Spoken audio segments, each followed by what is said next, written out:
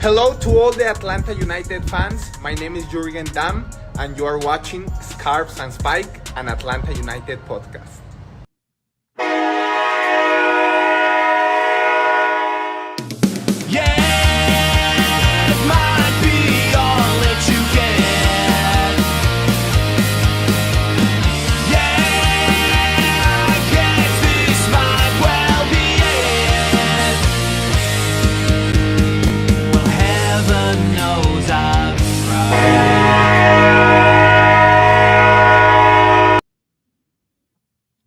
Welcome in, everybody, to another episode of Scarves and Spikes. Tyler, Henry, and Tommy here. Not Tommy. I'm sorry. Tommy's missing. Tommy later. Tommy's MIA. Sydney here with you. Tommy will be in a little bit later.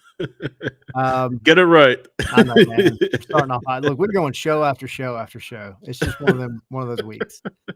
How y'all doing? It was busy, I feel like. We did, obviously, Sunday, our match review show. NYCFC did Monday, MLS talk. We're back at it again. Got Atlanta United against FC Dallas. We'll talk about that. Henry, are you ready? Buckled in? Ready for the ride, my friend? Yeah, the work doesn't stop, and here we are. Never ends. Yeah. The grind never ends, as the kids say.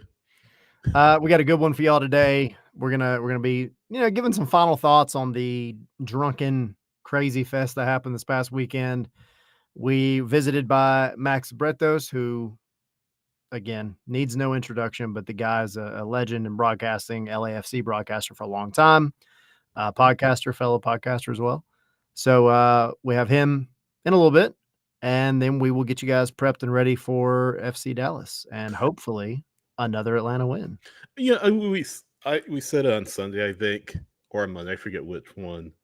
I think I have underestimated. I keep saying underestimated what FC Dallas can do. I mean, Lucho Acosta, we have a stat later on that is going to be pretty incredible when it comes to Lucho Acosta and Atlanta United. I won't give it away. We brought it up during the interview with Max, so we'll get to that. But, Peta Musa, you have the boy, Sebastian Lletget. That's his nickname still, I feel like, right? Yeah. Does he still go by that? The boy. It's like a hip-hop name. And it's like an expired hip-hop name. Yeah. Exactly. It's old. Do you guys remember the Brat growing up? The Brat? Tyler might. Definitely not. definitely not Henry. Try to jog my memory, but I don't know. But that's what I think of. The Brat. Sebastian Lletget is the boy. So I was gonna say the baby, but whatever. That's random, but whatever. A little fine. I guess let's dive in first before we do anything, and because I don't want to beat a dead horse at all, but there were 7 goals in this game this past weekend. What one thing from this weekend really stands out to you? I don't know it doesn't have to be the goals, but about the entire match, what really stands out to you? The fact that they scored 4 goals stands out to me. Low-hanging fruit, but we'll take it. Yeah, and we talked about the match already numerous times, but it was kind of tie a bow to what we talked about. It's a sign of what this attack can do if it is clicking. We'll go back into Henry's article he wrote about moving Alexi back, but it's worth a read. And we'll get into it with Max a little bit later. But the big question is, what happens against Dallas? You don't do the same thing you did against NYCFC. For like 60 minutes, you make changes that need to be made, or you make changes that need to be made against NYCFC, and it worked. Whether that's because NYCFC weren't ready for it is another story, another question, but it worked. And if it ain't broke, don't fix it. It was broke. I was about to say, it was broke. It was broke. Well, it was broke, but then in the last 30 minutes, it wasn't broke. So don't re-break what's already been fixed, Henry. Since you're the one, you started this. You telling You me this like started- life lessons or something? Life lessons with Sydney? Teaching you, young Yeah, Padawan. exactly. Don't break what's what? Don't unbreak what has been Right. fixed that was broken. Exactly. You just broken my mind with that. I know. Fix Anyway. it up, Henry. What do you got? What's your Good. takeaway? I mean, there's so many, but I'll give you two. One of them was that the team. I was joking with Sydney. I'm like, Ronnie Dyla told them to be good in the second half, but forgot to tell them to keep being good. Reverse. In the half. Reverse. It was yeah. They just reversed what they were doing. They were. It was a really bad first half, followed by 15 minutes of a bad second half, and then 30 minutes of a really, really good second half. And I think we still have yet to see this team play a very solid, consistent 90 minutes. That leads into my second takeaway, is the mistakes. I was talking this over with Doug Robertson of the AJC at Tuesday's training session, and we were kind of going over the goals that Atlanta has conceded this season. They've conceded 11, by the way. And we're kind of going over them, and we're like, well, there hasn't really been a goal where Atlanta's defense has been beaten by like a moment of chance or the other team really just breaking the team down. It's really been a lot of either bad luck, like a deflection or something, or mistakes. Yeah. I think that's kind of the mistakes are what's costing Atlanta a lot, and especially in this NYC game, because the 3 goals that they conceded were all results of mistakes. And the question is, and we keep going back to this, how do you minimize these individual mistakes? Why do they happen so often? Why did it happen 3 times in this game? I mean, with Dom, I kind of understand it's his first MLS game. Pressure's bound to have an effect there, but Derek Williams, one of the most experienced center backs in this league, had 2 really bad mistakes that led to goals. And the third nearly to another one. Yeah, and it's not just like those 2. It's been other factors, also other players that have been responsible for this team conceding. So I think that's still something that they need to figure out, how to minimize those mistakes, because if you do that, your defense is actually more solid than you think it is. It's just that you're repeatedly beating yourself without, just unforced errors. I'm going to address, what someone commented on YouTube on their match review show on, it's actually our takeaways for the NYCFC match. He was asking, have we watched MLS? Mental defensive mistakes is how many goals are scored. And yes, there are mental mistakes in MLS. I'm not saying that's wrong, but I feel like this kind of minimizing what we're seeing from Atlanta United. It's not just like 1 or 2 per match. It's just like, Henry, like you said, every single match, something happens. A stupid goal happens. Someone's out of place. Someone takes a bad touch. What is it? Is it PTSD over the past couple of years? Is it, just lack of preparation on the training ground? I don't think it is. It's happening a lot. It's happening a lot, and it just needs to be fixed, because you got away with it. Like I said the other day, you got away with it against NYCFC. You got 3 points. You may not be so fortunate against Dallas. You may not be so fortunate against, the Revs, who, I don't know, maybe they're playing with a little more confidence after the previous win. Don't you put that eagle out there. And here's the thing, right? It's part of the reason for Ronnie Dyla's frustration that you see, like, for example, in the Rooted in the Stripes videos, where he gets just really frustrated with this team in the team talks. It's because, it's not that the other teams are better. They're not. Atlanta's just beating themselves. Like, they're punching themselves in the face. It's weird. And as a manager who has his experience, I can understand why he just doesn't know what to do. How do you fix that?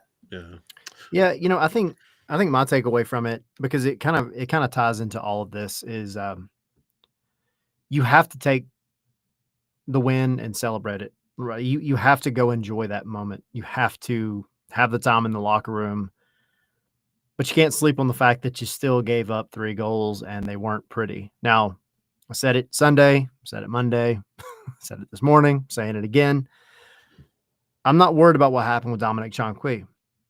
That was of all the goals, like you almost expect a 17-year-old to have a mistake or two in a match where he got put in at the last second, tapped on the shoulder and told in the locker room, hey, actually, you were supposed to be on the bench, but you're starting now. Yeah. I'm not worried about him.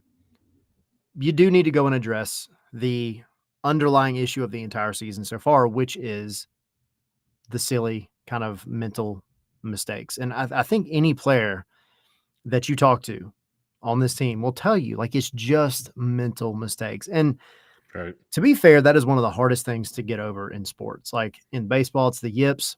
Look at the Braves right now. The whole freaking stadium has the yips. They can't figure out how to do anything.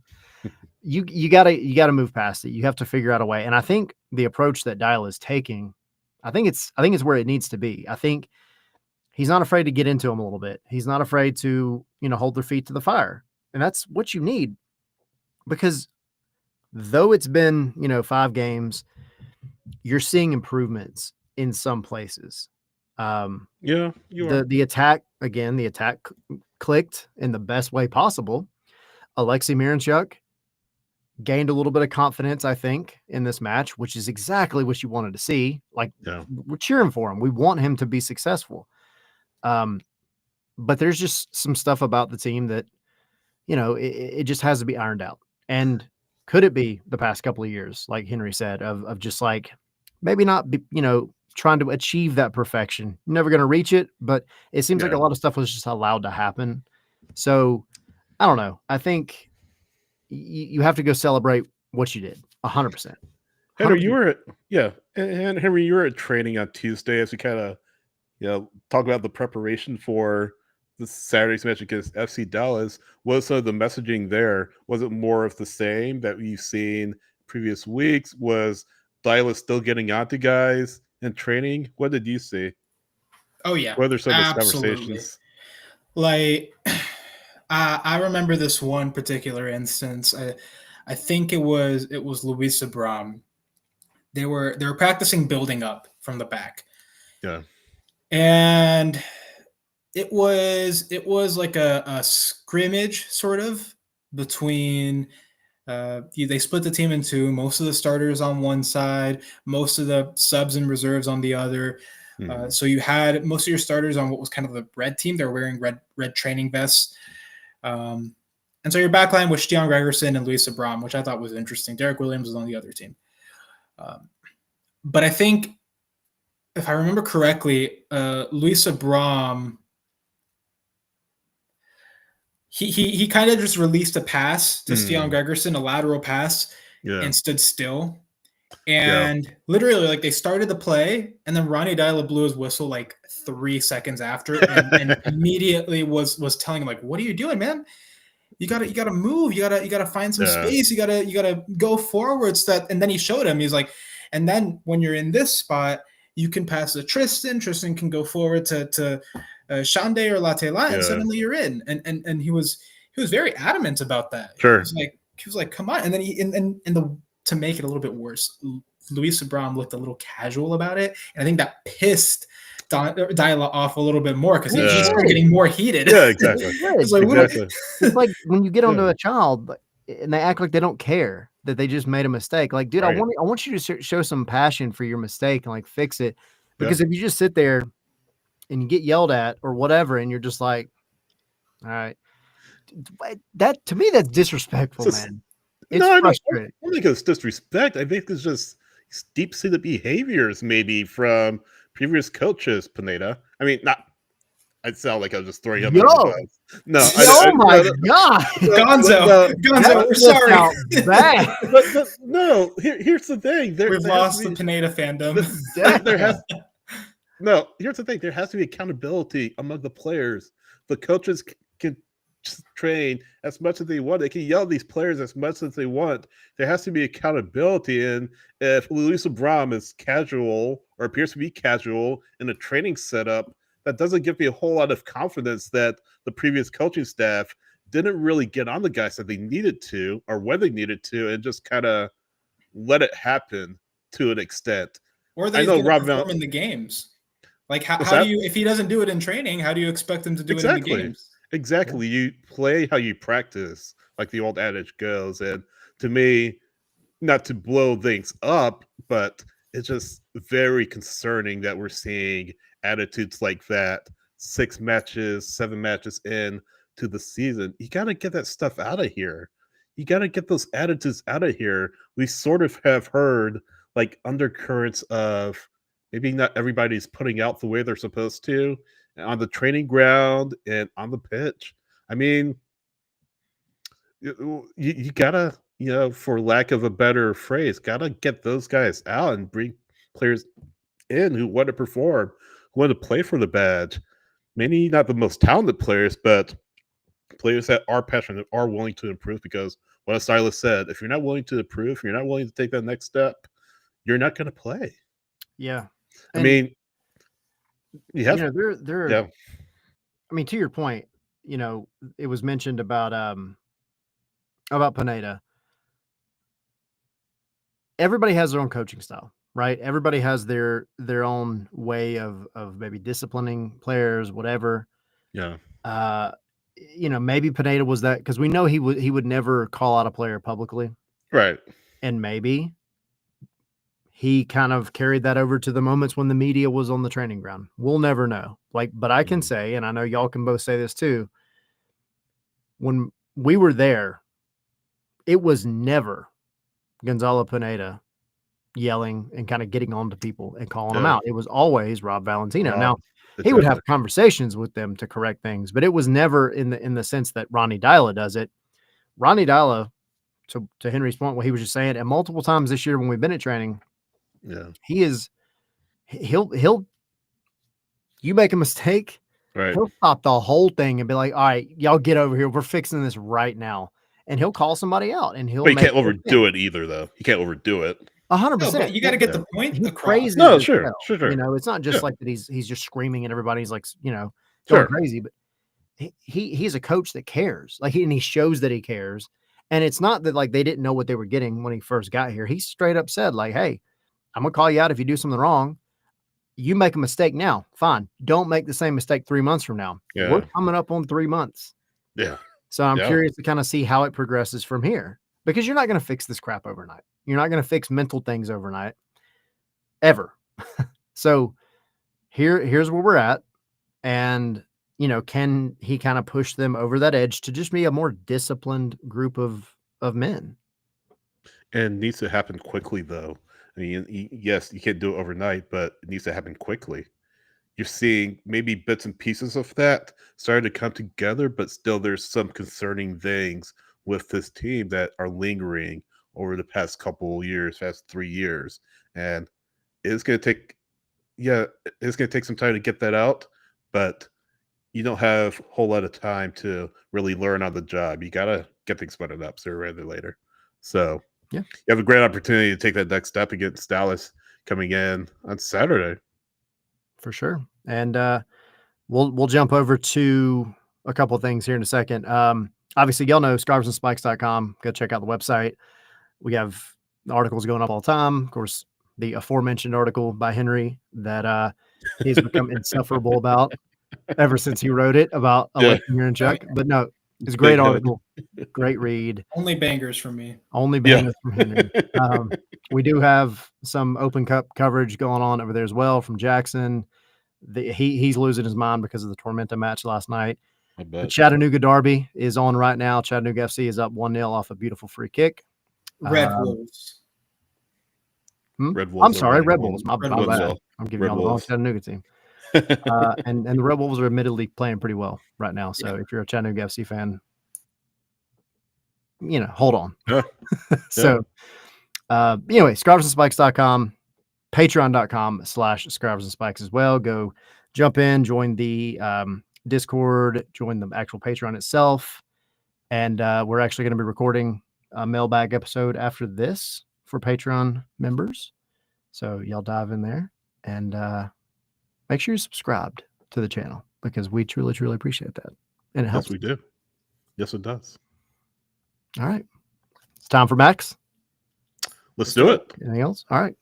So Let's fire away. without further ado, Max Bretos, everybody. And here we are with veteran broadcaster. Doesn't really need an introduction, but give one anyway. Max Bretos, been around the block just a little bit, but what's going on, buddy? Going around the block one more time. Doing great. Thrilled to be with you guys. You guys do an awesome job. It's incredible to see just all the hard work and outpouring for MLS clubs from folks like you who I know it's a full-time job in addition to your full-time job. So I'm so appreciative of that, and I'm really thrilled to be able to talk Atlanta United. Yeah, we appreciate it. We don't get you over here often. No, I'm using the West Coast Mountain time zones, but they're mixing it up a bit, which is good because it's a big league. Yeah. We need to see it all. Yeah. Absolutely. Well, we'll dive right into it. I guess because I'm sure we'll get to some LAFC here in a little bit because when this airs, that we'll be getting a little closer to some Champions Cup. But for now, Atlanta United coming off of kind of one of the drunkenest games I think we've seen Atlanta have in a while. But I guess what are your kind of West Coast impressions of Atlanta United going into match week 6? Well, I guess from a macro approach and something that we always look for in Major League Soccer is a team that if you don't have a rooting interest, we know that the 30 MLS teams have their fans, and by and large, they'll watch their team, and that's about it. That's many times the commitment. Obviously, there's a few clubs that are breaking through, and these clubs are really important for the growth of the leagues. Inter Miami is one. I think the LA clubs and Seattle and Portland kind of are up there. And now we're seeing this move really from the unexpected source of the clubs in the South. And I think Atlanta is at the top of that list. I know me. I mean, I can't watch all 15 MLS games, but you do your best to see Atlanta play. And I think neutrals who may be tuning in, if it's an Atlanta United game, it's worthwhile where you can't exactly maybe tune in for other games as well. So from that macro perspective, it's a very appealing club. And then when you get lured in there, you see why it is a foundation club for so much, not just the product that they're putting on the field, but also what they are doing in the stands, which is amazing. So just for someone who's been in the MLS business a long time, Atlanta United fills me with just so much energy and excitement because, for no other reason, for self-preservation purposes, so I could be gainfully employed calling MLS games for the foreseeable future. But in the reality, because I love this sport, I love this league, and I love the people around it. No, and it's changed a lot over the past even decade. You mentioned the South, Atlanta, Miami, Nashville, Charlotte has been a huge part, like you were saying, of the growth of the league. So it's been really incredible to see. So let's talk about Atlanta and coming in, they're all the rage, right? They brought in Latte Lot, they brought in Almiron, but right now 2-2-2 after their comeback win against NYCFC. You're a little bit surprised by what's been a relatively slow start for them, and this is just a matter of them just needing to gel that attack to get things really going. Do you think? A little bit surprised, but I mean, maybe not so much when you see just the changes that they had to go through. And I guess misery loves company because so many of the clubs that had these high expectations are in a similar role. I mean, thinking of LAFC and Seattle, where you get the feeling the best lies ahead. But that is, you can't just say that out of hand because Atlanta United have created an atmosphere where it's a high pressure situation for a variety of reasons, but because of the amount of money invested and it's results driven. So obviously they needed to have a big start. And if they had lost that game to New York City FC, I think this would be a very uncomfortable week for Atlanta United. Right. But now there's a lot of wind in their sails, which is good. But watching that game, which I did last night, you see some of the pieces, I think, falling in place, suggesting it's going to be a it's going to be an improved season, a positive season, maybe a trophy season for Atlanta United, because the big key pieces, it's almost like the jigsaw puzzle as well. There's talent, but finding all that in the right place. I know there was some concerns about the midfield and how that is working and how they are able to recycle possession or get possession. And for Atlanta United, you see the talent everywhere, but the places where they're not as talented, you would imagine they need to shore up a little bit. So it's still a work in progress, but I would tend to think that Atlanta United is going to be amongst the best teams in the league by season's end. Max, let's talk a little bit about those pieces coming together. This past weekend, we saw a few changes, right? That Ronnie Deila made around, I want to say, like the 60th minute of the game. And it changed things for Atlanta. It looked like some of the best soccer, at least in my opinion, that they played all season. But basically, you had Alexei Moranchuk moving back kind of as a 6 or as an 8. You had Miguel Almiron taking the number 10 that he succeeded in the first time around in MLS. And then you had Saba Lobjanitsa moving to the right. I'm just curious, what are your perspectives kind of on those changes and how the team works when that's kind of how the lineup looks? Well, thanks to guys like you, I was able to really look at those changes, anticipating them because I didn't watch the game live. And it was a really cool way to absorb it all. And I think the one move that made it all possible was Moranchuk, who looked really comfortable from a deep line position where he just had to extend his passes. And that 30 minutes or so where he was in that role, it just seemed like, a eureka moment. I think Alexei would like to be a little further up, but you can see how it protects that. You need that passing ability from the back area. And I don't know, you guys might know more. I know Sleesh is injured, or Klik is another one that would normally play those roles. And I think you give those guys an opportunity. And I think Ronnie Deila would still want to lean into that to find a way to get his best 11 on the field. But Moranchuk was an eye opener.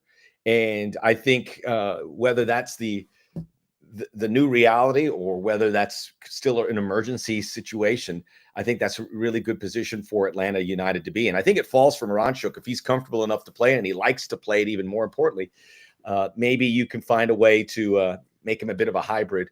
And Almiron, Saba was pretty good, I think, all game long. But obviously, the right side, I would chalk that up to maybe the left side of the New York City midfield just not quite ready for it, because he's just one of the hardest working players in the league, and he's going to run you into the ground. I think he ran like 8 miles in that game. So that's a big thing. I mean, those 4 big attacking players in attack, Moranchuk, Almiron, Saba, and Latte Lat, getting them in their best positions. And I think those 3 players you mentioned got Latte Lat into a position where he can just show his athleticism and his pace on that track at Mercedes-Benz Stadium.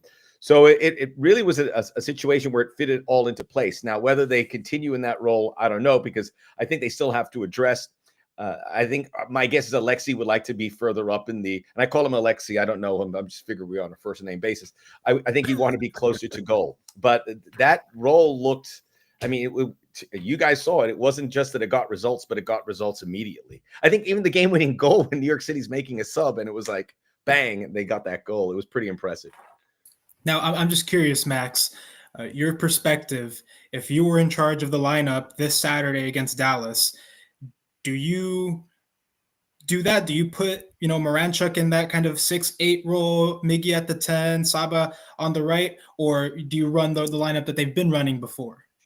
Well, I guess the health of Sleesh depends, but I think you keep Moranchuk maybe not as a 6, but maybe in between those lines, between a 6 and an 8. Maybe you change the formation a bit. I can't imagine it wouldn't hurt against an FC Dallas team that may be expecting the more traditional route.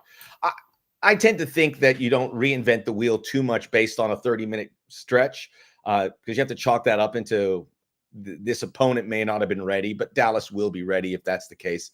I Henry, I think it's something that you kind of go in that direction because there weren't goals for Atlanta United. The goals against Cincinnati were, it was a little bit freakish, certainly the last one, but this was the stretch where they just looked so comfortable. So I know I'm talking out of both sides of my mouth. You know what? Let's be a little more adventurous. Let's go. Let's get after it. Let's keep Aranchuk there. Let's keep Miggy at the 10, and let's see what it looks like, especially at home.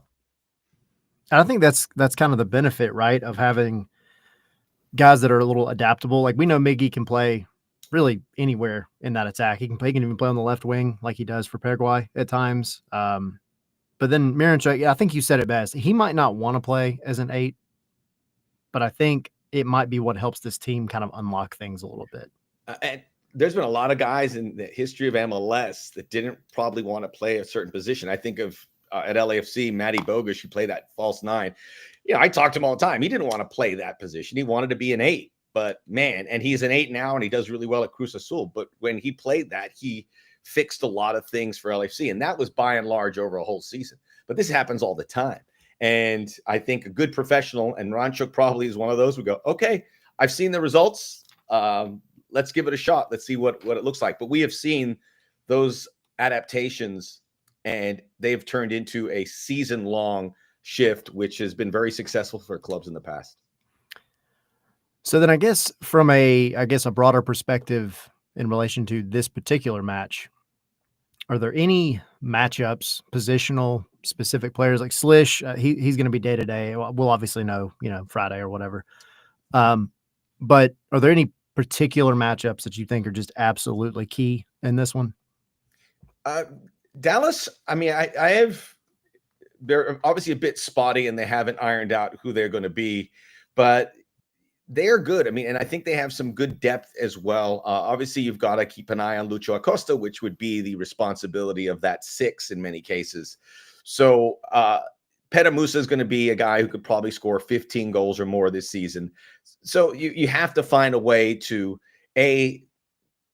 keep the possession away. And I think Atlanta struggled a little bit with New York City with finding good ball in the first half. They alleviated that in the second half. But Atlanta, I think, has still labored a bit in that category. So obviously preventing the flow from Lucho Acosta, and more so not allowing Petamusa to have good opportunities. But I'm taking a deeper dive into Dallas this evening.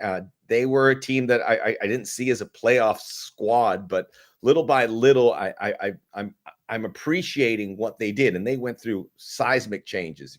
So many players leaving and coming, and they have a huge game winner, Lucho Acosta, who's so valuable because not only is he an elite player, but he's an elite player in MLS. He knows how to get results here, and that's been proven from his arrival back in the day with DC, more so with Cincinnati, and even as recently as last week, where he was contributing. He scored a really important goal.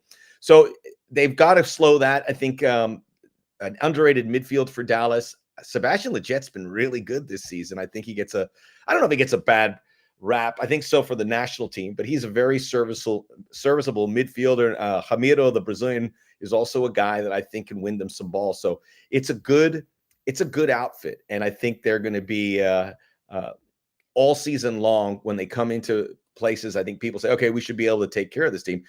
Some clubs are going to be in a rude awakening. This is going to be a tough one for Atlanta.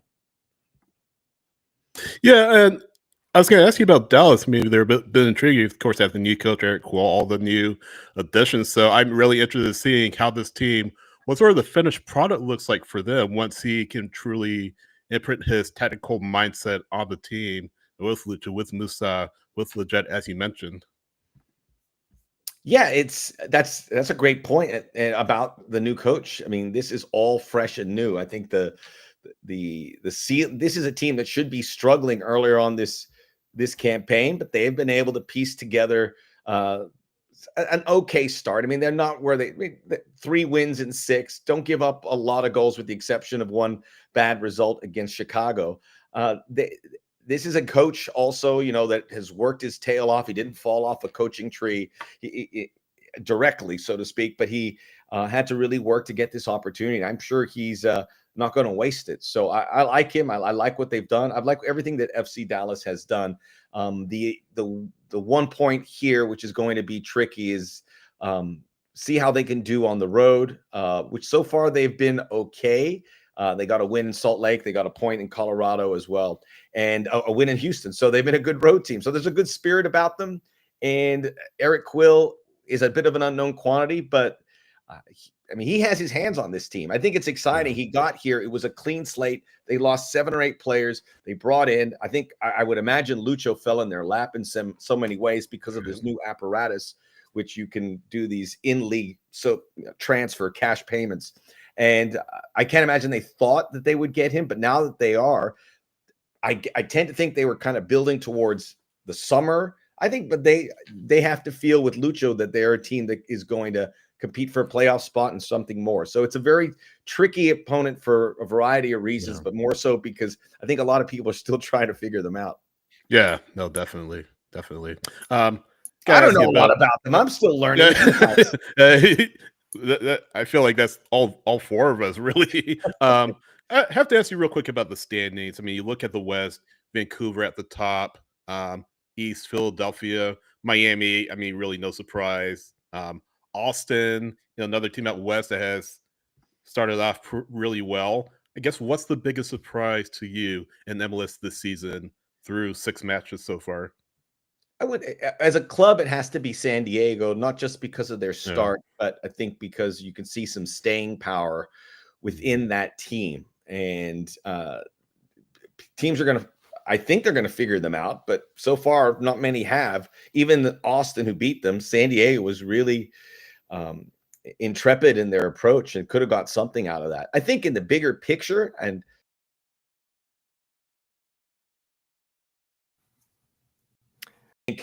whether that's the new reality or whether that's Petamusa is going to be a guy who could probably score 15 goals or more this season.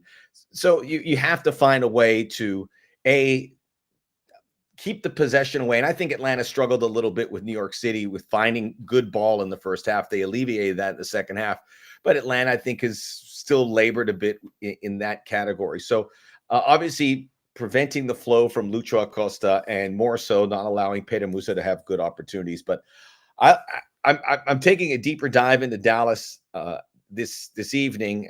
They were a team that I didn't see as a playoff squad, but little by little, I'm appreciating what they did, and they went through seismic changes. So many players leaving and coming, and they have a huge game winner, Lucho Acosta, who's so valuable because not only is he an elite player, but he's an elite player in MLS. He knows how to get results here, and that's been proven from his arrival back in the day with DC, more so with Cincinnati, and even as recently as last week, where he was contributing. He scored a really important goal. So they've got to slow that. I think an underrated midfield for Dallas. Sebastian Leget's been really good this season. I think he gets I don't know if he gets a bad rap. I think so for the national team, but he's a very serviceable midfielder. Ramiro, the Brazilian, is also a guy that I think can win them some balls. So it's a good outfit, and I think they're going to be all season long when they come into places. I think people say, okay, we should be able to take care of this team. Some clubs are going to be in a rude awakening. This is going to be a tough one for Atlanta. Now, Max, bad news to you guys. Yeah, it's a competitive. Not so bad for us in the West, right? And I feel like it's been competitive for a while, but I think this year there's just so much more quality. You have players like Denke and Evander together at Cincinnati, a team that was already pretty solid before. Miami's a powerhouse, obviously. It just feels like a lot of these rosters are at their best points in recent years. Yeah, and the ambition of the clubs. I mean, Denke was identified for Cincinnati. This is a guy they wanted, and you can see he's going to be a good player. I kind of chuckle now because when Atlanta was going to look for a number 9, there's like 4 candidates out there, and they're saying maybe this guy, and they could get this guy for a little cheaper, but they were hell bent. They said, we want Latte Lat. And you could see why. He's settled in nicely, and the ceiling is still so high for him. I look at those other candidates now. I wrote them down somewhere. There's like 4 guys that were bandied about. I don't know if they were all bona fide, legit transfer targets. Odsoni Edward, Kyogo Furuhashi, and Arthur Cabral. They were all mentioned. They were all cheaper than Latte Lat. Furuhashi, definitely. And I think they got the right guy. I mean, he looks He looks like another rock star that we're going to have in MLS, which is good. So I think what we're seeing in the East is these Eastern teams, some of the teams like Cincinnati and Atlanta went out, got their guys, and they're paying off. So I want to talk to you a little bit more about some of those guys that we have in this game, particularly Atlanta versus Dallas. I think the two big names that you have to talk about are Miguel Almiron and Lucho Acosta going head to head. This isn't the first time that they've met. They've encountered each other before back in Lucho's DC United days. What do you think about this matchup? How excited are you for that? I think you answered it. It's exciting because there's some history, because these are proven number 10s that so often would have left MLS here at some point. And Miguel Almiron did, and Lucho Acosta did for a hot minute, but they see that they are comfortable here. They see that they love it here. They can make good money here. And they're like good legacy players. For what we said about watching Atlanta, this is the same thing. We need our stars here. And this is easily a game that should excite people for that matchup alone. Lucho Acosta and Miguel Almiron, probably two MVP candidates. And more than anything, and I think we see it more and more in MLS over the years, with Chicho Arango and going after players that have proven to handle the MLS challenges. Lucho Acosta and Miguel Almiron hit the ground running and have never let go. So whoever that looks like, maybe I think Cucho Hernandez, who's doing great, Real Betis, is a guy that I would be shocked if we don't see him back in MLS at some point, because he was so good and so comfortable here. He loved it here. And, the blueprint is with Miggy and Lucho, no doubt about it. So it's a great matchup. I mean, and I think now that we've talked about it, we got to, hopefully the league and all our content plays are screaming that to the heavens, because we need the sexy matchups. We don't have enough of them. Yeah. So I want to get your take on LAFC before you roll out of here. One stat you can maybe ask the MLS stat gods to double check and fact check. But I think Lucho Acosta, and Atlanta fans are going to hate me for saying this, so I'm getting it ready now. But I think he is the all-time leading goal scorer in MLS against Atlanta United. I think he's got 8 goals versus Atlanta. So I'm going to put that. Look, I wrote that down, Tyler. I'm going to write that down as law, and I'm going to bring it to the broadcast, because that's a lot. It is a lot. lot. You can help me with any research tips to save me a few minutes so I can go enjoy a nice beverage at the bar or something. I would help. But you said 8. I think goals it's 8. Lucho. Wow. Yep. And that's obviously between Cincy and DC, but I believe it's 8 in MLS play. Well, so, that sweetens the matchup pot. Yeah. And I'm sure it's abundantly clear in Lucho. I mean, he knows, he goes, I know I can get over these guys. Oh yeah, for sure. Even though it's a different Atlanta team. That's just how he is he's made up. Yep. Yeah. All right. So we'll get you out of here. I just wanted we have Champions Cup. This is a busy night of soccer in general, but you're getting ready for some LAFC stuff. So tell us about this matchup. What you got on it? Well, I think LAFC are in a good position. I think it's a good matchup for them. I think they're going to win it, but the question is, how do they win it? If they win this 1-0, I think that's good reason to celebrate. 2-0 would be even better. The big concern is, how do you prevent Miami from scoring? Because away goals are going to be a factor here. And that, I would imagine, I think Inter Miami are a slight favorite just because they have the second leg. And the biggest thing here for LAFC is if they can get a goal early, which they haven't done all season. They've had one game where they've had an early goal. So a lot of those things play in Miami's favor. LAFC, like Atlanta United in some ways, have not clicked into the team they want. Like Atlanta, a lot of new pieces that they're integrating. So I think LAFC wins it. My guess it's going to be 2-1, which I don't think is going to get LAFC into the semifinals, because that away goal will loom large. But if that's the result, we're hoping that an MLS team hits the tape here. It would appear if one team is going to do it, it's the winner of here. Although God forbid I underestimate the Vancouver Whitecaps, who are also playing tonight. They've been phenomenal. They've been amazing. I think we all underestimated them going into the season. They got a shot. They have a shot against Pumas. I mean, they are fearless and they have a lot of weapons, even without Ryan Gauld. Yeah, they were one of the teams. We did our MLS Monday show Monday, and Vancouver, they've just been consistently coming up as this team that just they won't stop, and it's out of nowhere. Are you guys going to watch the game? It's 11:30 Eastern time. We'll try. Yeah, probably. I appreciate the honesty. 8:30 for you. So. I love it. I love it on social media when games like this and everyone on the East goes, "Oh, how can I stay up?" And I go, "Stay up." Right. It's 1:30. 1 day. I'll be dead, but I will hopefully enjoy some good Tomorrow time. will stink. Right. But you don't have to find out. You don't want to be there. Oh my God, it was 5-4. Right. It's bad. Well, but then you don't want to stay up and have it be like last night's games, or both of them were 0-0. Yeah. That was rough. Yeah. Max, we appreciate you coming on, man. Obviously, you're welcome anytime, and we will see you at the Benz, I'm sure, up in the press box on the weekend.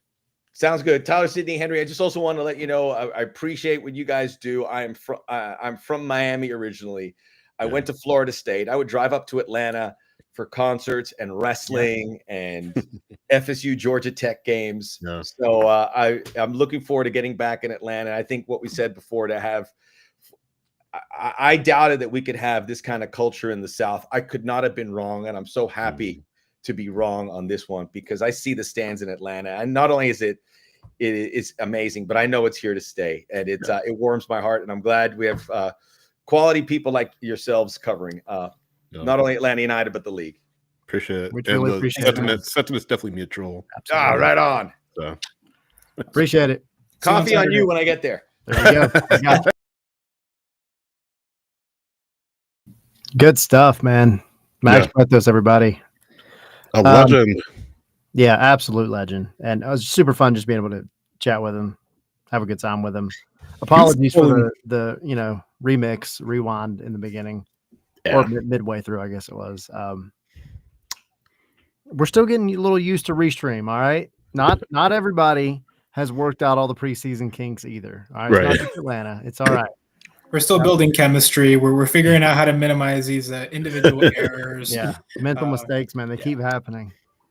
It's real quick on Max. This guy has been calling MLS since, I'm not quite all 30 years, but quite a while in. Definitely one of the top soccer voices in American media today. Of course, MLS season pass with Brian Dunseth, but formerly on ESPN Sports Center. Very advocate for soccer coverage, of course. Was on the anchor desk with Taylor Twellman in 2017 after the match in Cuba, Trinidad and Tobago. So very well entwined, very much entwined into the American soccer fabric. Max Bretos. Definitely glad that we could have him on. Absolutely. He doesn't make it out to the East Coast. He's normally on the East Coast or the West Coast with Brian Dunseth. But glad we'll have him in the Benz on the call. Yeah, for sure. Saturday. Bruno, yes. We'll move me to the 8. We'll see what happens. Speaking of having people on, should we have Tommy on? I think Tommy needs to get in here. Let's get Tommy in here. Quick update. 1-1 up in Chattanooga, about to be halftime. It's a game. Yeah. I heard you guys broke something. Yeah, it's all good. We got to figure it out. We made it work. So it was actually really funny, Tommy. Max, as a great broadcaster did his research. Got on. Yes. And we have that moment right before we start recording, right? And Gosh. He goes, "Hey, all right, so it's Tyler, Sidney, and Tommy, right?" And I was like, "Well, actually, somebody shaved a little bit, looking a little younger these days. Like we had to sub somebody in, but you were missed. You were missed. Max thought you were going to be there. I'm still grateful I have a beard. I know. Me too. I know. You're dangerous to not having one. Will you have one after Saturday, though? Is the big question. I didn't bet that game. Are you gonna double down? No. We'll get to my prediction. I snuck it in on Sunday, but I think it's going to be a draw. But I'm excited. I'm excited for this game. And Atlanta United, I texted it to you guys during the interview. They teased something with a drum. Yeah, a drum line. Man, I don't think it's a new kid or anything like that. Right? We hear no, I don't think it is. Maybe they have a special guest at the Benz on Saturday. We'll see. I mean, they've had some big time guests at the Benz though, and have never teased it like that. And who would that be? We'll do our investigative reporting. They might just have like a drum line at the game, which they have done before. I mean, hey, everybody throw it in the chat. What do you think? Go Well, check it out. It's a 15-second video. We'll do some digging. Hopefully, Because the find out 5th what it is Saturday, right? It's It a is. Saturday. Yeah. So it's something to do with Saturday. Yeah. Walk Speaking of out in a Saturday. brand new kit. Yeah.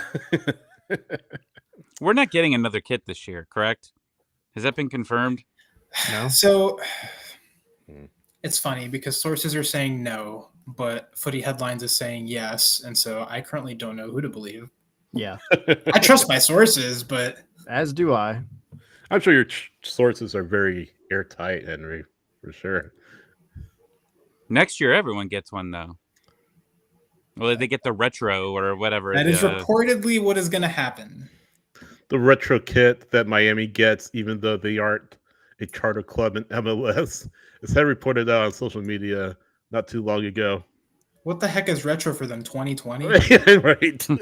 Back when they sucked.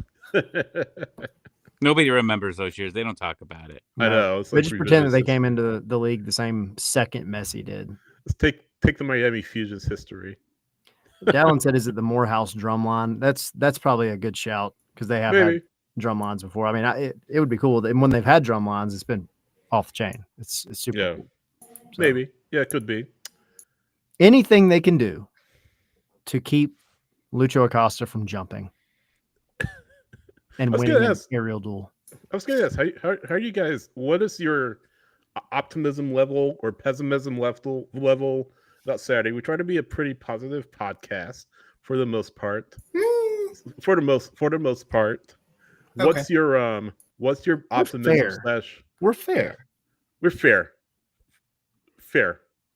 What's your optimism level? I mean, you feel good? You feel bad? I mean, Acosta has scored 8 times against Atlanta United.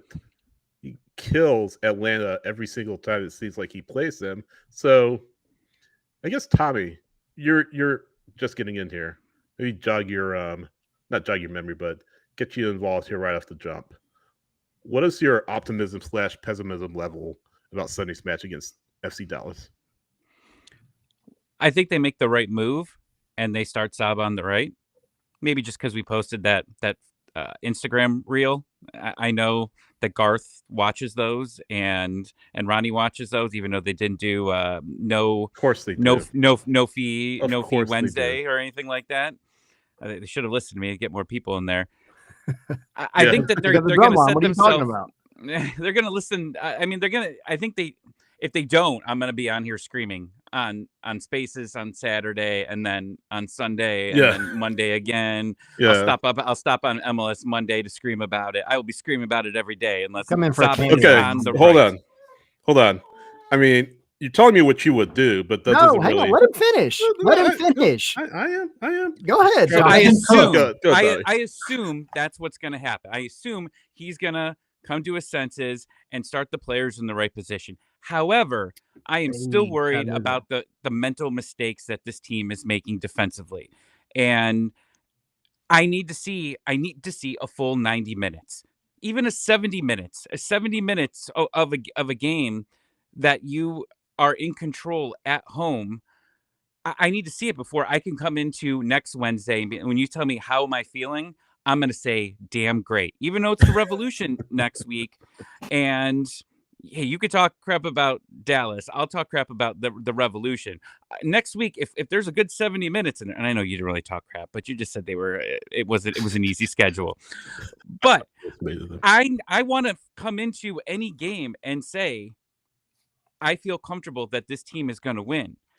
But I can't do that with any opponent at the moment because they just keep doing the same silly things over and over and over.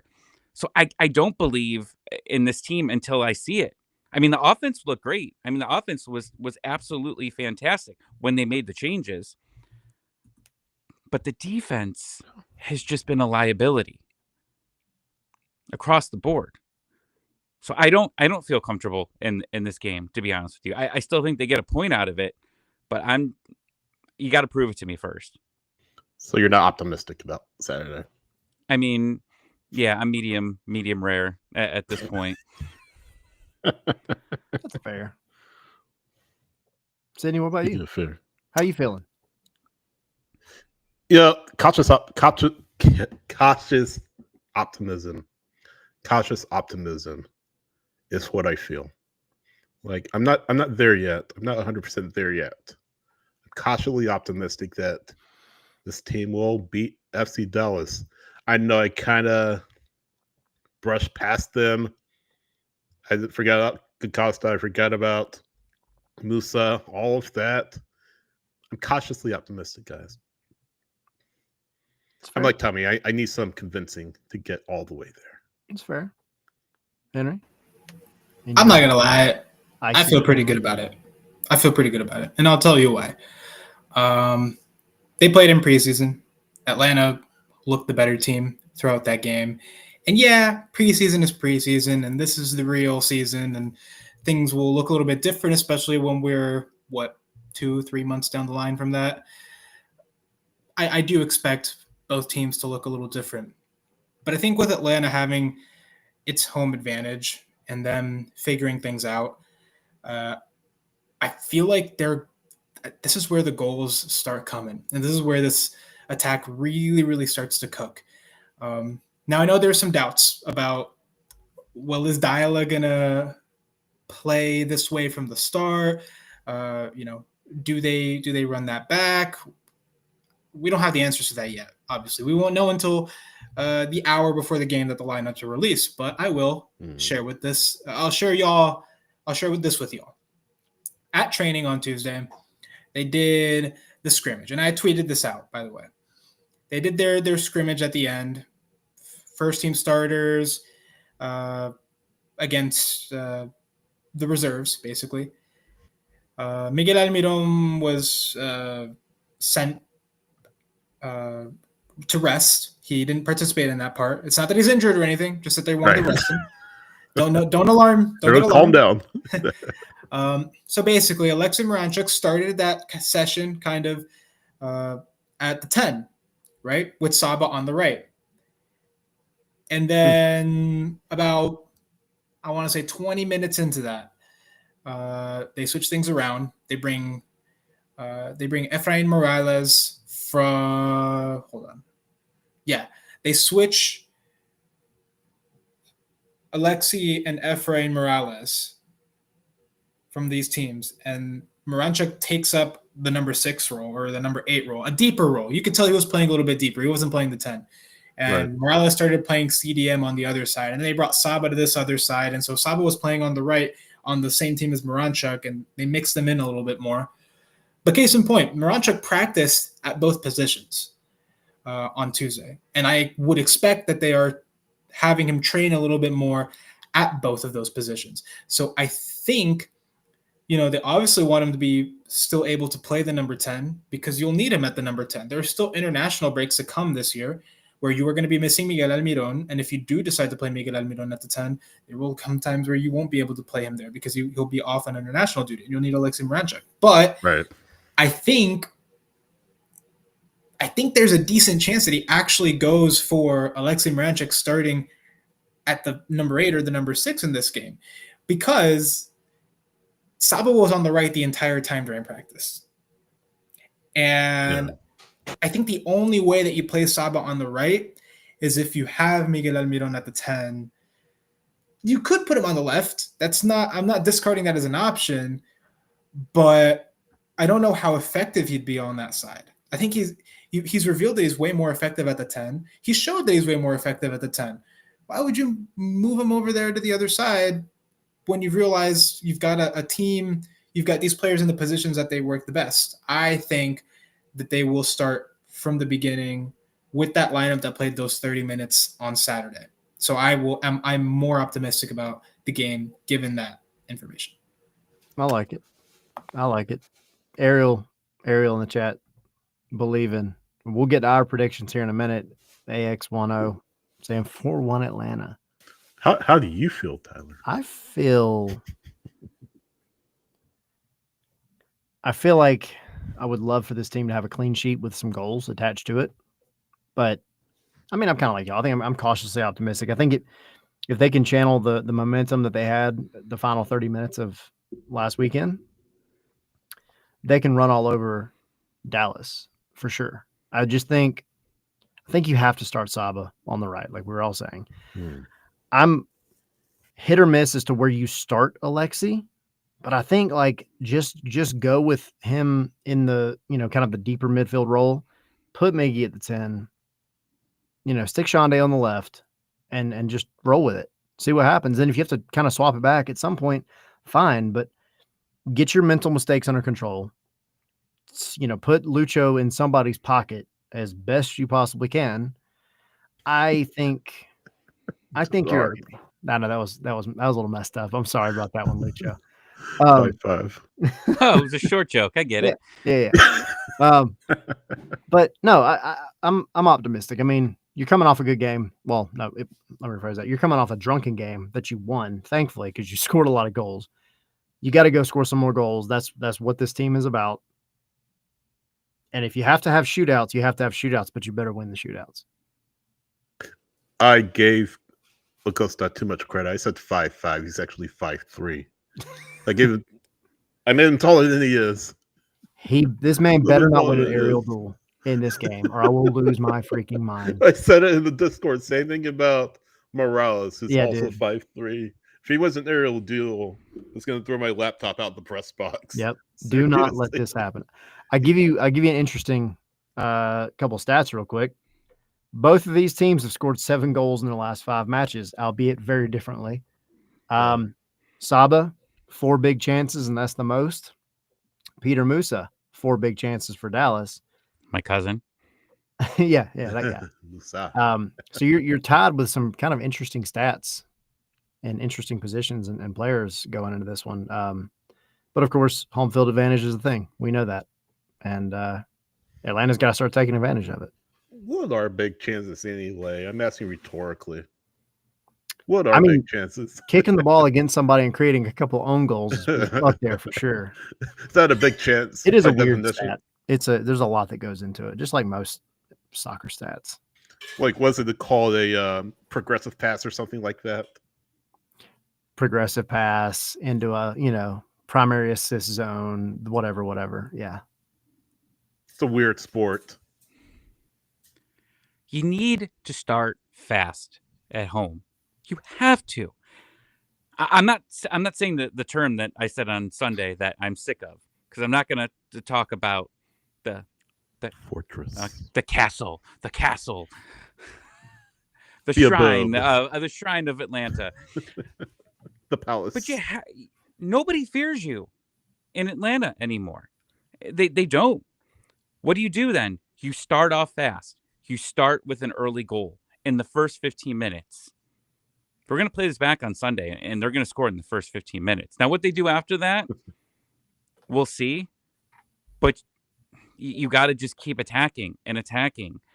Make it so it's uncomfortable. Don't sit back and try to win. And I know they're not going to try to win 1-0, but there's been times where the team just kind of looks like, okay, we're okay where we are, and they just kind of stop. They got to just keep moving with this. And I know it sounds easy, but it hasn't happened. You just don't feel like they control the game at home. It's like, oh, we score a goal, but they're probably going to get a lot of opportunities immediately after that. And it's very well likely it's going to get tied after. I mean, that's felt like the past 3 years. Like, you don't feel comfortable with a 1-goal lead. You score a goal, something's going to happen immediately after. I would love to go see the stat that says after Atlanta scores, like how many times they scored back-to-back goals, or how many times did they score and immediately. It's a new stat we're creating. Yeah. BTBs. The expected crap show stat.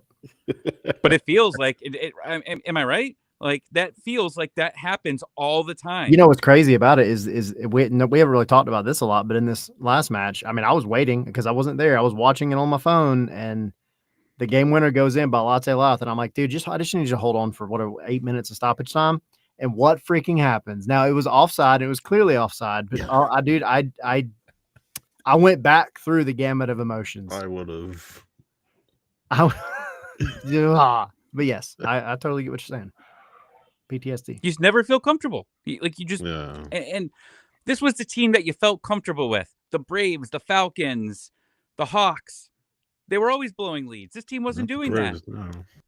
And now you join the family. No. You've joined the give fans the shakes, diarrhea, everything, nervous stomach, whatever you want to say, Then after those oh, games God. because you just never feel great ever. You got to score in the Welcome last to minute, and then Atlanta. I'm not gonna be scared anymore, and that's I it happens. genuinely do want to see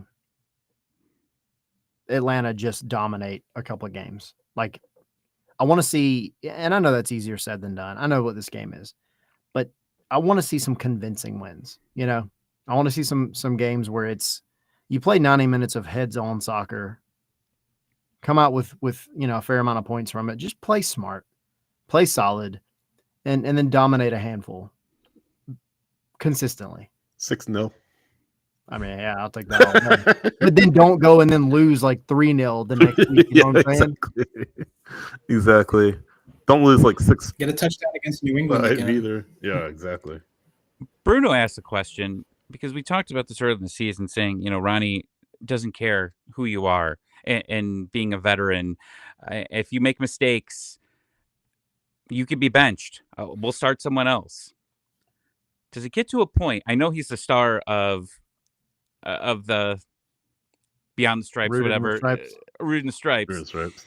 I know he was the star of the last episode, but does it get to a point where maybe you bench him? I don't know. I don't know if you're there yet. I think you need to show. Look, Dial's not a player, or Dial's not a coach that leaves guys in just to leave guys in. Like he's been clear. Like if you don't play well, you're not gonna. Well, not if you don't play well. If you don't get better, you're not gonna play. I don't think we're at that point yet. I think that if this you're far in the season, yeah, but not that far in the season. But if this kind of bad form that he's in continues a little bit longer, then you have to have that conversation. I'm not ready to have that discussion yet. I don't know about you guys. What do you think? I'll say really quick. I mean, because he has had his handful of mental mistakes. Playing devil's advocate in this New York City game, I think I said it Sunday, but Dominic Chankwe coming in at the last minute doesn't just affect Dominic Chankwe. It affects Derek Williams, the guy that's right there next to him. It affects whoever's playing in front of him. Those triangles, like all those connections, it changes things up. And I think from a veteran perspective, like you kind of have to feel like I got to do a little bit more to help the young guy, in this like high pressure situation. And I think that can almost be fatal at times because then you start trying to overcorrect things. And so, I think I'm not saying that the mistakes that he made are excusable, but I do think like it wasn't that he just went in there and just laid a freaking turd. There are other factors to it. Now, you got to do better. Absolutely. But I don't think you do it. I don't think you make that change at this point. I will bring up that it's not just this game where I guess you could call him his mistakes have caused goals. I think the main issue is his pace. He's not the fastest guy. And I just remember, for example, the 2 goals against Charlotte, really, really the first one. He kind of gets beat. He kind of misjudges I believe it was him. He gets beat for pace, kind of misjudges the ball and heads it. And I think it ends up falling for Wilfried Zaha or something. And the same thing happened in the second goal that they scored against the second goal that NYCFC scored. It was him getting beat for pace on that ball. Or it could have just been that he miscalculated, but he was behind that play. And so I could see the devil's advocate there for okay, we'll give Noah Cobb a run out because he is a solid guy. He is a little bit faster. I could see why someone would argue for that. I still think in the long run and in the overall of it all, Derek Williams is probably your best choice there. So I don't think you make that change right now, but I do think that Noah Cobb is decent competition at that position. And if things continue to trend in a way that isn't good, and you know it's coming from that position, then maybe you have to give him a look. Yeah. I would love to see Noah play more. If Me too. it makes sense, because I mean he hasn't put many feet wrong in going back to last year's preseason where he was like the standout guy. He had the one, and we mentioned it a couple of weeks ago. He had the one rough game against Christian Benteke of all people. Like, what? Who cares, man? Like, same thing I'm saying about Dom Chankwi in this last one. Who cares? But other than that, he's been solid. Yeah. At least you have that problem. Yeah, no, exactly. You can have 0 backup center back in that spot. You have Cobb, you have Efrain Morales there. Abram, we mentioned him earlier, but you have options if you need them. But again, I'm not ready to have that discussion yet. I'll talk to you on Sunday. That a threat? Totally a threat. Or promise? I'll talk to you on Sunday. I don't know. I turned into Batman. Yeah. Or Bateman. Yeah. R.I.P. Val Kilmer. Yeah. Hey, man. Absolutely. I'm upset Henry, about did that you one. know Val Kilmer was Batman? A long I time didn't even ago. know who that is. You don't know who Batman is? He used to be Batman. Well, no, I know who Batman is, but the other You guy. don't know who Val Kilmer is? No. I'm going to give you homework. Even if it's Google not Val, Batman. Google you need Val to go Kilmer. watch. That's your homework. Google Val Kilmer. Go watch Tombstone. It'll change your life. Well, I'm trying to think of it like, So well, guys, Top Gun. should we get into predictions? Because it's getting Nah, kind of late. But yes, we should do predictions. Yeah. We have a Q&A bag to go record tonight for Way Patreon. bag. Yeah, we do. It's going to be such a disaster. We looked at those earlier. And I haven't even said looked at it the to- questions because I know you were saying how bad they are, and bad in the sense of like they're just all over the place. Not We- soccer related. Well, there was we got like 10 questions, and I was like, "Oh, good one." And then I looked at it later. I go, "There's not one damn soccer question in here." So I went back in there. I was like starting to write my own. Ask So, a like, soccer all right, question. well, we're gonna ask like so we got a couple. I asked for some, and we got a couple, and then after that, it's gonna be off the rails. We never go off the rails. No, Not Ever. even a little bit. you're leaving me alone Not even with Tyler. It's gonna be a disaster. All right. Prediction. 2-2. 2-2. 2-2. All right. Okay. Tommy says 2-2. Tyler. 3-1 Atlanta. 3-1 Atlanta. That's not what you put in the That's chat. not I what- tried that last week. It didn't work out well. Sydney. I totally put that. Did I really not? You put 3-2. You put Oh, my bad. 3-2. Okay, 3-2. You're I'll here nor take there. it. Yeah, Um, 3-2. My bad. But Alright. 2-1 Atlanta. I think it sort of takes a similar vibe of the last match, but I think Atlanta doesn't need as dramatic a moment as they had against New York City to win. I think 2-1. They get the better of FC Dallas. It's fair. Henry? All right. I went with 3-1. I think that the offense cooks. I think that they get some goals in this game. And I want to think that they will minimize the defensive mistakes that have led to so many very stupid goals. I want to believe that they can do that. I'm probably going to be wrong, but I want to believe.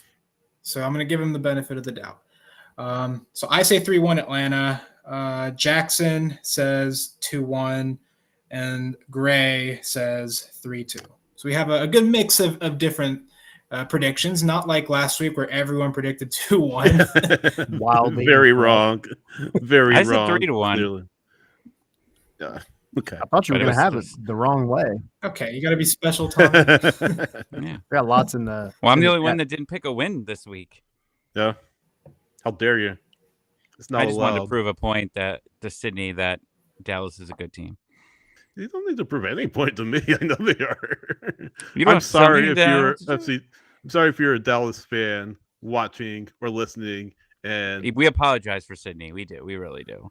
you don't have to apologize for me. He said Dallas is the myself. worst team in MLS. He said they're getting the spork this year. I didn't say that. And his one cowboy hat he has, he burned it. I don't have one, but see, he doesn't even like Cowboys to even buy one. He doesn't like Dallas enough that he can't even get a cowboy hat. Just saying. My fiance grew up in Dallas, so I can't hate on Dallas. Is she a Cowboys fan? She is. Oh, I liked her so much. We got a 2-1 Dallas down. 2-1 Dallas. We got lots of 3-2s.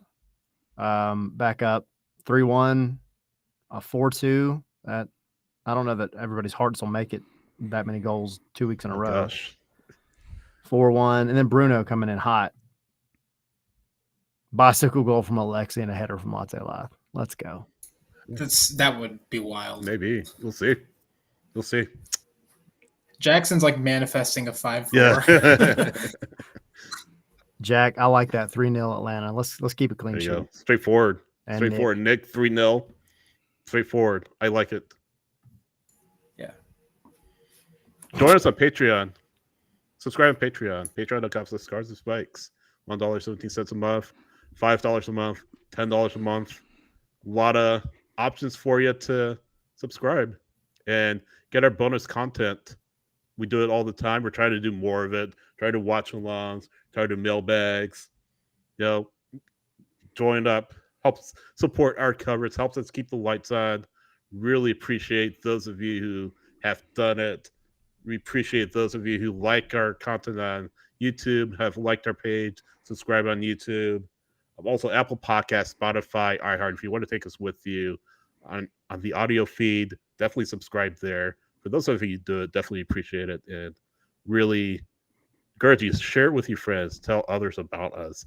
That helps us grow. That helps us get more exposure in the Atlanta United community. We definitely love what we do.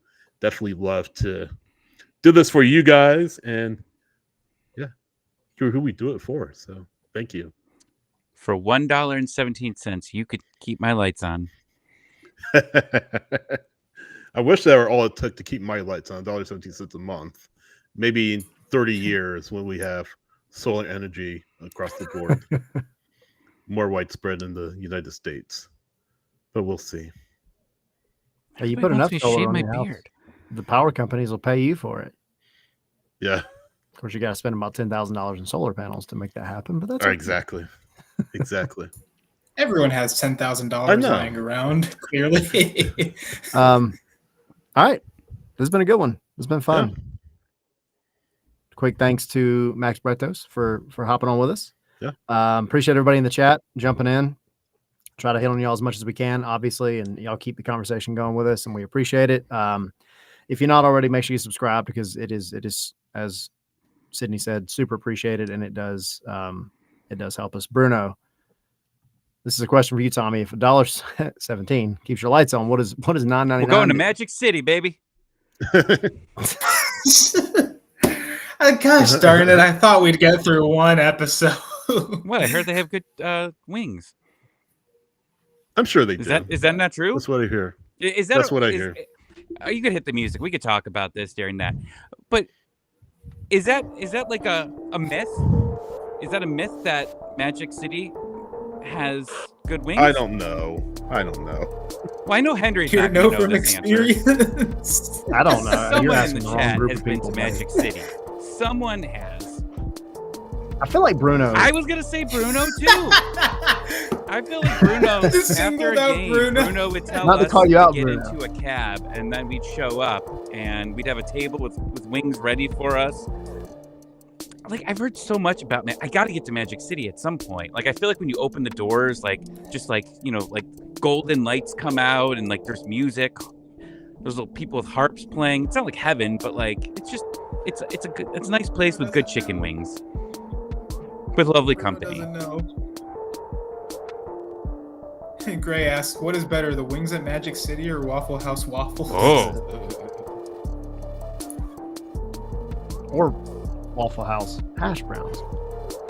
But order Everybody the right way, here not has Tommy's tried way. Waffle House hash browns, except for one person. Not my wife. She gets it all. All right. Well, we'll do a Scarves and Spikes get together at Magic City. We promise. Yeah. Well, no. We promise. No. Sydney You can do it quickly backpedaled on that one. You can do it yourself. I was so confident for a second. Sydney was like, I yes, just said the no. Waffle House. Well, Sydney will check IDs at the door. Yeah. See, yeah, Bruno, you get it. Live show. We'll get there. Sponsor us, Magic City.